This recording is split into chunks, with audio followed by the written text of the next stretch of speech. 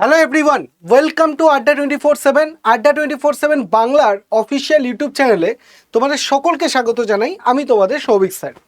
দেখো, UGC net পরীক্ষাটা এমন একটা পরীক্ষা যে পরীক্ষায় শুধুমাত্র যে কলেজ ইউনিভার্সিটিতে পড়া স্টুডেন্টরাই পরীক্ষা দেয় তা কিন্তু নয়। এরকম প্রচুর অ্যাসপিরেন্টসদের খুঁজে পাওয়া যাবে যারা কিন্তু কলেজ বা মাস্টার্স কমপ্লিট করে নেওয়ার পরও হয়তো চাকরি জীবন সামলানোর পাশাপাশি সে হয়তো তার ইউজিসি নেট প্রিপারেশনটা করে। কারণ সবার পরিস্থিতি সমান হয় না যে কলেজ ইউনিভার্সিটি পাশ করার পর আমি ঘরে বসে শুধু ইউজিসি নেটের জন্য প্রিপারেশন করব। অনেকেরই বাস্তব পরিস্থিতির মোকাবিলা করার জন্য হয়তো কাজে বেরোতে হয়, জব করতে লাগে। কিন্তু জব করতে করতেও যে নিজের যে স্বপ্ন অ্যাসিস্ট্যান্ট প্রফেসর হওয়া, সেই স্বপ্নটাকে কিন্তু কোনোভাবেই তারা ছাড়ে না এবং সেইটার জন্য তারা লেগে থাকে।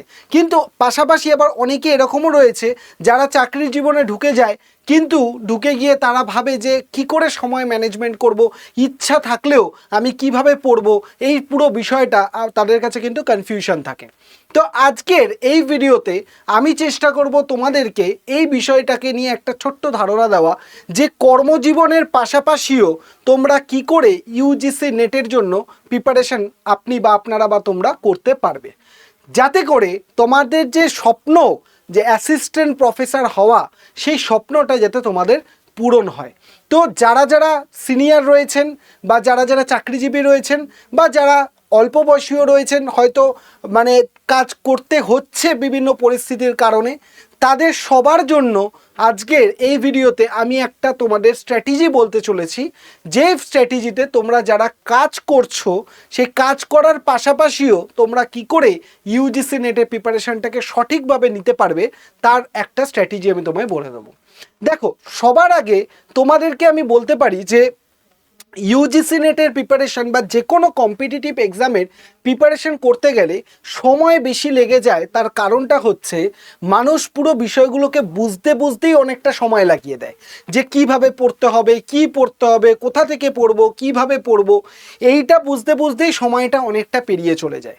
কিন্তু যেহেতু তোমরা বা আপনারা যেহেতু কর্মজীবনের সাথে যুক্ত রয়েছেন, আপনাদের কাছে কিন্তু অফুরন্ত সময় নেই যে কম সময়ের মধ্যে তোমাদেরকে কি করতে হবে, প্রিপারেশনটাকে করতে হবে।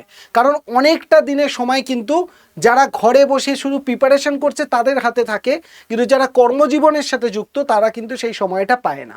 তাই তাদেরকে এমনভাবেই প্রথম থেকে এগোতে হবে যে দিনে যদি 2-3 ঘন্টা পাওয়া যায়, সেই টাইমটাই যেন সঠিকভাবে ইউটিলাইজ হয়, ওই কোনো কিছু খুঁজতে বের করতেই যাতে তাদের সময় না চলে যায়। তাই জন্যই আজকের এই ভিডিও, যেখানে আমি তোমাদেরকে এইটা বলে দেবো যাতে কোনো রকমভাবে তোমরা কোনো রকম ভুল ত্রুটি যাতে না হয়, যাতে সঠিকভাবে তোমরা এগোতে পারো, যাতে করে কি হয় প্রথম ধাপেই হয়তো প্রথম প্রয়াসেই হয়তো তোমরা কর্মজীবনের সাথে সাথে তোমাদের যে স্বপ্ন নেট জেআরএফ ক্লিয়ার করে যাবা সেটা হয়ে যাবে, এবং সাথে সাথে অ্যাসিস্ট্যান্ট প্রফেসর হওয়ার জার্নিতেও তোমরা এগিয়ে যেতে পারবে। তো সবার আগে তোমাদেরকে বলি যে ইউজিসি নেট পরীক্ষায় সবার একটা প্রথম ভুল ধারণা আছে যে সিলেবাসের সব কিছু পড়ে নেওয়ার চেষ্টা করা, যেটা অত্যন্ত ভুল একটা ধারণা। আমি তোমাকে বলছি যে সিলেবাস কখনো 100% শেষ হয় না। সবাই এটা মনে করে যে ইউজিসি নেট প্রিপারেশন করতে গিয়ে আমি পুরো সিলেবাসটা পড়ে ফেলবো, তাহলে আমার সব কোশ্চেন কমন আসবে। সেটা কখনোই হবে না। তোমাকে যখন শুরু করবে প্রিপারেশন, যেহেতু তোমরা কর্মজীবনের সাথে যুক্ত রয়েছো, তাই সিলেবাসের প্রথম কি করতে হবে, সেই টপিকগুলোকে আগে পড়তে হবে যে টপিকগুলো কিনা তোমার সব থেকে বেশি ডিমান্ডিং টপিক, যেগুলো থেকে পরীক্ষায় সব সময় কোশ্চেন আসে। এমন টপিককে যদি আমরা আগে পড়তে পারি, তাহলে হয়তো যে টপিকগুলো পরীক্ষা হয়তো চলে এলো, কিছু টপিক আমি পড়তে পারলাম না, যে টপিকগুলো বাদ গেল সেগুলো খুব একটা ইম্পর্টেন্ট টপিক নয়। তাই আগে যেগুলো ইম্পর্টেন্ট টপিক সেইগুলোকে আমাকে পড়ে ফেলতে হবে, যাতে করে আমি কম সময়ের মধ্যে ম্যাক্সিমাম জিনিসটাকে আমি কভার করতে পারি। এটা হলো প্রথম রুলস। যারা কর্মজীবনের সাথে যুক্ত রয়েছে, আগে সিলেবাসটাকে ধরে তোমরা চেষ্টা করো যে সব থেকে ইম্পর্টেন্ট জিনিসগুলো সেইগুলোকে আগে মার্ক করে নাও, সেইগুলোকে আগে করার চেষ্টা করো, যাতে ইম্পর্টেন্ট জিনিস কোনোভাবে পরীক্ষায় গিয়ে আসার জন্য বাদ না পড়ে যায় বা সময়ের অভাবে যাতে বাদ না পড়ে যায়। নেক্সট যেটা বলবো সেটা হচ্ছে, অধিকাংশ শিক্ষার্থী বিশাল সিলেবাস থেকে ঘাবড়ে যান, মাঝপথেই হাল ছেড়ে দেন। এটা আরও একটা গুরুত্বপূর্ণ ব্যাপার। বিশেষ করে যারা কাজ করছেন তাদের মধ্যে তো এটা সময়ের অভাব। তো সিলেবাসের এত বড় সিলেবাস, পেপার 1 পেপার 2 10টা করে 20টা ইউনিট, তোমরা দেখেই ঘাবড়ে যাও যে কিভাবে এই বিশাল সমুদ্র পাড়ি দেবো। তার জন্য বেস্ট স্ট্র্যাটেজি হচ্ছে যে সিলেবাসের মধ্যে ইম্পর্টেন্ট টপিকগুলোকে আগে বাছাই করা। কিভাবে বাছাই করব? With the help of previous ইয়ারের কোশ্চেন পেপার। প্রিভিয়াস ইয়ারের কোশ্চেন পেপারকে থরলি স্টাডি করব, করে দেখব যে কোন টপিকগুলো সব থেকে বেশি ডিমান্ডিং, সেই টপিকগুলোকে আমি আগে বাছাই করে পড়ে নেব, যাতে করে ইম্পর্টেন্ট টপিক কোনোভাবে আমার থেকে বাদ না যায়। তাহলে পুরো সিলেবাসটা আমার হয়তো এত বড় সিলেবাসটা এইটুকুনির মধ্যে চলে আসবে, আর তখনই আস্তে আস্তে মনের মধ্যে কনফিডেন্সটা কিন্তু বিল্ড আপ হতে থাকবে। নেক্সট দেখো, নেক্সট তোমাদেরকে যদি বলি যে সোশ্যাল মিডিয়ায় সময় নষ্ট করা। আগে একটা সময় ছিল যে সময় যে কোনো কিছু খুব একটা সহজে অ্যাভেলেবেল ছিল না, কিন্তু এখন বর্তমানে অনেক কিছুই অনেক সহজেই আমরা অ্যাভেলেবেল করতে পারি বা আমাদের কাছে চলে আসে। তো সোশ্যাল মিডিয়ায় আমরা কি করি, আজ এর ভিডিও, কাল ওর ভিডিও, কাল ও কি স্ট্র্যাটেজি বলছে, এই করে হয়তো আমরা আমাদের অধিকাংশ সময়টাকে নষ্ট করি। কিন্তু যারা কর্মজীবনের সাথে আমরা যুক্ত আছি তাদের কিন্তু এত সময় নষ্ট করা যাবে না। প্রথম থেকেই তোমাকে সঠিকভাবে এগোতে হবে, এত বেশি সময় সোশ্যাল মিডিয়ায় সময় নষ্ট করা যাবে না। এবং সবথেকে গুরুত্বপূর্ণ, একঘেয়ে থিওরি পড়া, শুধুমাত্র পড়ে যাচ্ছি। অনেকেই মনে করে, এবং 99% লোক এটাই মনে করে যে আমি যত পড়ে যাব তত আমার সিলেকশন রেটটা বাড়বে। না, শুধু পড়ে গেলে হবে না, যেটা পড়ছো সেটাকে ইমপ্লিমেন্ট করতে হবে, প্র্যাকটিস করতে হবে, এমসিকিউ সলভ করতে হবে, যাতে করে তুমি যেটা পড়ছো সেটাকে তুমি এক্সামে সলভ করতে পারবে কিনা সেটাকে নিজেকে ইভ্যালুয়েট করে দেখতে হবে। তার সাথে রয়েছে ক্লান্তি। এই যে তুমি যদি ঘন ঘন সোশ্যাল মিডিয়া, আজকে ওর স্ট্র্যাটেজি, কালকে ওর স্ট্র্যাটেজি, কালকে পরশু ওর স্ট্র্যাটেজি, এই করতে থাকো, তার সাথে সাথে তুমি কি করছো, খালি রিডিং পড়ছো, একটা সময় তুমি ফ্রাস্ট্রেটেড হয়ে যাবে, তুমি বলবে আমার আর দরকার নেই, আমি আর প্রিপারেশনে থাকতে চাই না।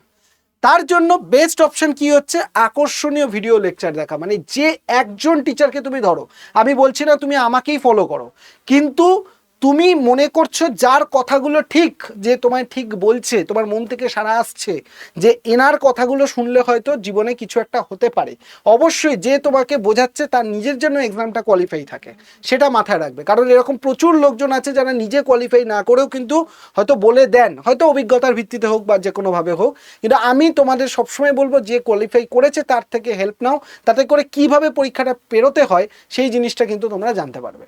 তারপর কি করবে, বিভিন্ন আকর্ষণীয় ভিডিও লেকচার, যার কে তোমার মনে হবে যে ঠিকঠাক তার ভিডিওই ধরো এবং সে যেভাবে বলছে সেইভাবে তুমি এগোতে থাকো।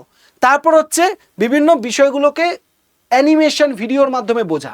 কিছু কিছু সাবজেক্ট আছে, যেমন জিওগ্রাফি বলো, আরও অনেক সাবজেক্ট, বেঙ্গলি বলো, হিস্ট্রি বলো, এরকম অনেক সাবজেক্ট আছে যে সাবজেক্টগুলোকে তুমি কিন্তু শুধু না পড়ে তুমি যদি একটু ভিডিওর মাধ্যমে, অ্যানিমেশনের মাধ্যমে বোঝো, তুমি দেখবে সেই জিনিসগুলো মাথায় থাকবে। যেমন হিস্ট্রিতে কোনো জিনিস বইতে না পড়ে তুমি যদি সেইটাকে গল্পের মধ্যে স্টোরি টেলিং করে তুমি যদি কোনো ভিডিও দেখো বা সিনেমার মতো দেখে নাও, তাহলেও কিন্তু তোমার জিনিস সেটা বহুক্ষণ মাথায় থাকবে।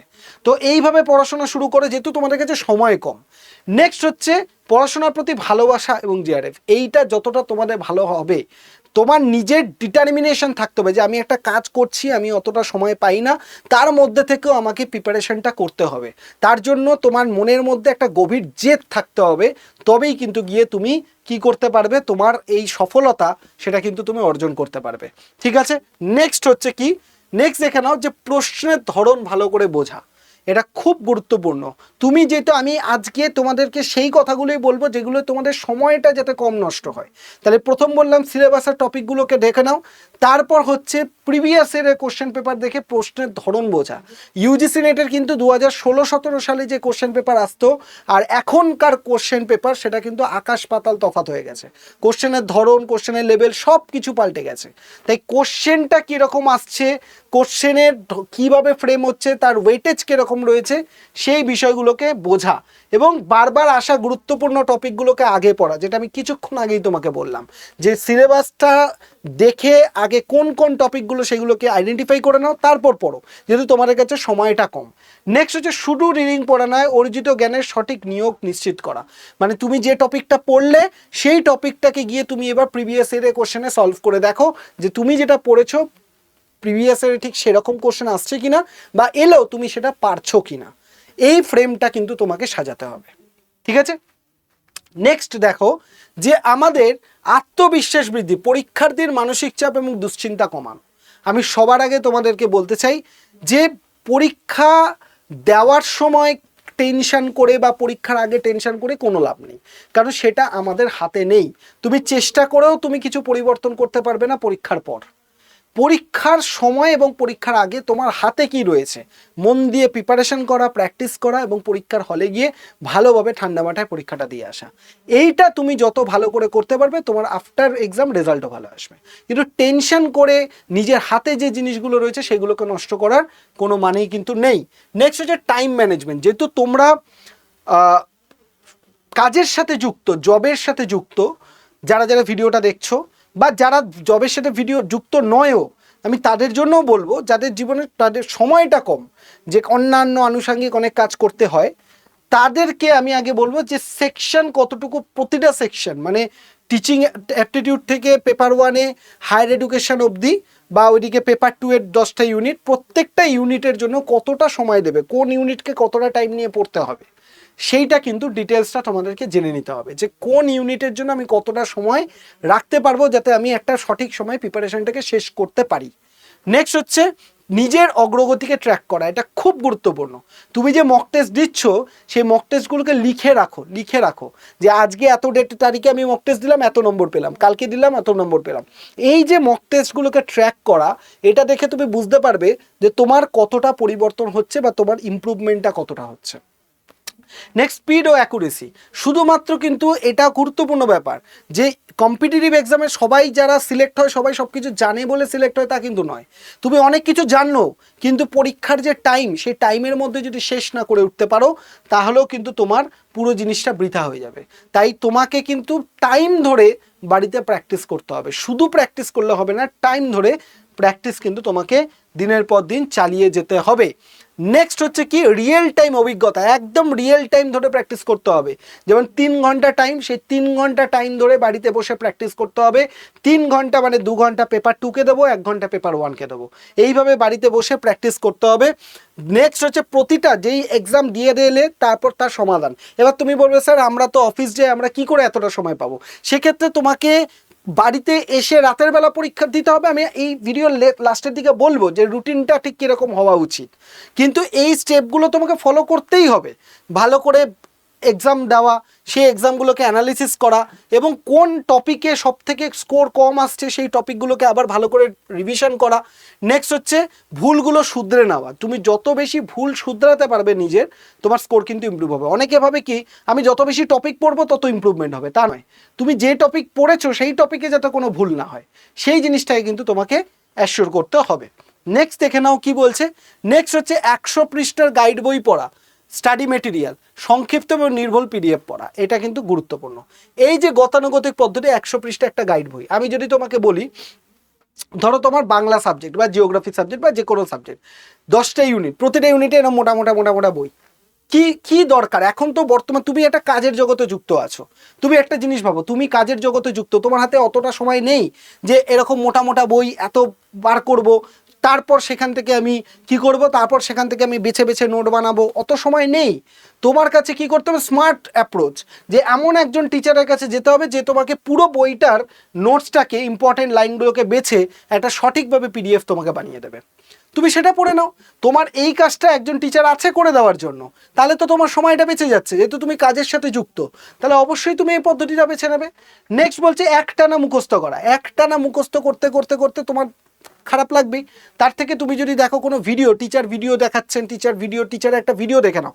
ধরো তুমি কাজে যাচ্ছ, তোমার কাছে বই খুলে পড়ার সময় নেই, তুমি কানে একটা হেডফোন লাগিয়ে ট্রাভেল করতে করতে যে টিচারের কাছে তুমি ভর্তি হয়েছো সেই টিচারের ভিডিওগুলোকে 2x মোড করে তুমি দেখে নিচ্ছ বা শুনে নিচ্ছ। তুমি জার্নি করতে করতেই হয়তো তোমার পড়া হয়ে যাচ্ছে, ঠিক আছে? প্লাস নোটস টিচার বানিয়ে দিচ্ছে, তুমি জাস্ট ওটাকে ডাউনলোড করে প্রিন্ট আউট করে নাও। এই স্মার্ট অ্যাপ্রোচগুলো তোমাকে রাখতে হবে। নেক্সট শুধু থিওরি পড়া চলবে না, প্র্যাকটিস করা। এই যে তুমি সারাক্ষণ পড়ে যাচ্ছ, সেটা করলে চলবে না।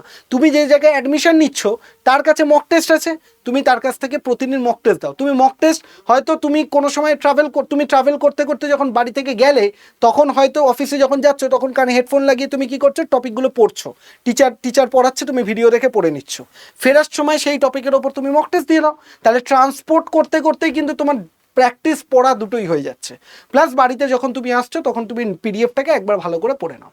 নেক্সট কি বলছে, হতাশা মাঝপথে ছেড়ে দেওয়া। এই কনসিস্টেন্সির অভাব কিন্তু তোমার খুব গুরুত্বপূর্ণ, মানে কনসিস্টেন্সি রাখতে হবে, কনসিস্টেন্সি হারিয়ে ফেললে হবে না, তোমাকে মনের জোর রাখতে হবে এবং মনে করতে হবে যে আমি পারবো। ঠিক আছে, নেক্সট দেখে নাও কি বলছে, মানে অ্যানিমেটেড ভিডিও দেখা, মাইন্ড ম্যাপ তৈরি করে নেওয়া, মাথায় একটা সাজিয়ে নেওয়া, যদি এত টপিক রয়েছে প্রত্যেকটা টপিকগুলোকে তো অত মুখস্থ রাখা সম্ভব নয়। তুমি যদি একটা ছোট ছোট করে মাইন্ড ম্যাপ করে নাও, যে এই একটা বক্স, এই বক্সের মধ্যে ধরো আমি তোমাকে বলছি ন্যাশনাল এডুকেশন পলিসি, 2020 থেকে ধরো পরীক্ষায় কোশ্চেন আসে, তাহলে ন্যাশনাল এডুকেশন পলিসি 2020 একটা পেজের মধ্যে ন্যাশনাল এডুকেশন পলিসি কবে এসেছিল, এর কারিকুলাম কি কি রেকমেন্ডেশন এসেছিল, গ্র্যাজুয়েশনে কি রেকমেন্ডেশন এসেছিল, স্কুলের ক্ষেত্রে কি এসেছিল, বিএড এর ক্ষেত্রে কি এসেছিল, এরমভাবে তুমি লিখে নিলে। তার মানে কি একটা পেজের মধ্যেই পুরো ন্যাশনাল এডুকেশন পলিসি তোমার একটা মাইন্ড ম্যাপের মধ্যে চলে এলো। এইভাবে তোমাকে পড়াশোনাগুলো কিন্তু প্রতিটা টপিকের করতে হবে, ঠিক আছে। এবং প্র্যাকটিস করা, যেরকম আমি তোমাকে বলেছিলাম প্রতিটা টপিককে ধরে ধরে প্র্যাকটিস করা, যত বেশি প্র্যাকটিস হবে তত বেশি তোমার ইমপ্রুভমেন্ট হবে।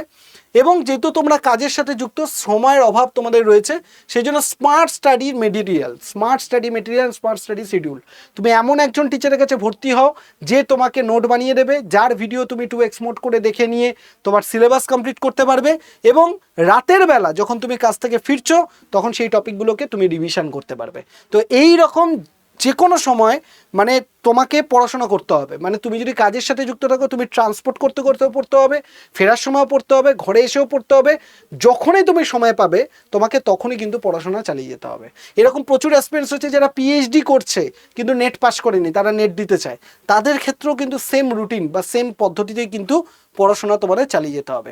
আলটিমেটলি কি হচ্ছে, তোমার মনের শক্ত অবস্থা, মানে মনে জোর রাখতে হবে, consistency, PYQ mock test solve করা, এবং তোমার স্মার্ট স্টাডি ইকোসিস্টেমের মধ্যে দিয়ে কিন্তু তুমি ফাইনালি জেআরএফ অ্যাচিভ করতে পারবে। ঠিক আছে, তো আমি তোমাদের এটুকুন বলতে চাই যে তুমি যদি কর্মজীবনের সাথে বা যে কোনো কাজের সাথে যুক্ত থাকো, তোমার সময় কম, সবার আগে তুমি কি করো, আগে সিলেবাসের মধ্যে ইম্পর্টেন্ট টপিকগুলোকে বেছে নাও, ঠিক আছে, পিওয়াইকিউ দেখে। এবার কোন একজন টিচারের কাছে ভর্তি হয়ে যাও, যে টিচার কি করবে, যে টিচার তোমাকে প্রতিটা টপিকগুলোকে বুঝিয়ে দেবে, তুমি ভিডিও দেখে বুঝে নাও ট্রান্সপোর্ট করতে করতে, আর সেই নোট বানিয়ে দেবে, সেই নোটগুলোকে ডাউনলোড করে তুমি প্রিন্ট আউট করে জাস্ট চোখ বুলিয়ে নাও রাতের বেলা। এই করতে করতে তোমার টপিকগুলো রেডি হয়ে যাবে। এবার যেখানে ভর্তি হচ্ছে সে তোমায় মক টেস্টও প্রোভাইড করবে, সেখান থেকে তুমি কি করবে, প্রতিদিন একটা করে মক টেস্ট দেওয়ার চেষ্টা করো, রাতের বেলা বাড়িতে এসে মক টেস্ট দাও এবং মক টেস্টগুলোকে অ্যানালিসিস করো। এইভাবে তুমি কিন্তু কাজের সাথে সাথে তোমার প্র্যাকটিসটাও তুমি কিন্তু চালিয়ে যেতে পারবে এবং প্রিপারেশনটাও ধীরে ধীরে এগোতে থাকবে। এবার প্রশ্ন হচ্ছে, স্যার এখন তো সামনে পরীক্ষা, এখন আমাদের মক টেস্টের ভীষণভাবে প্রয়োজন, তো আমরা মক টেস্ট কোথা থেকে দেবো বা কীভাবে করব।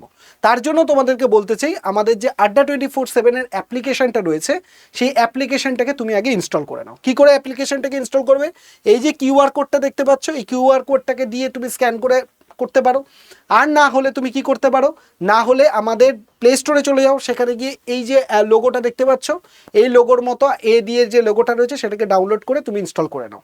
এটা হচ্ছে ফার্স্ট কাজ। অ্যাপটা যেই মাত্র ইনস্টল হয়ে গেল, তারপর তুমি কি করবে, অ্যাপের মধ্যে দেখবে ফার্স্টেই তুমি এরকম দেখতে পাবে, যেখানে তোমার কি হচ্ছে, যেখানে উপরের দিকে এই যে কোন কান্ট্রি, সেটা হচ্ছে ওয়েস্ট বেঙ্গল।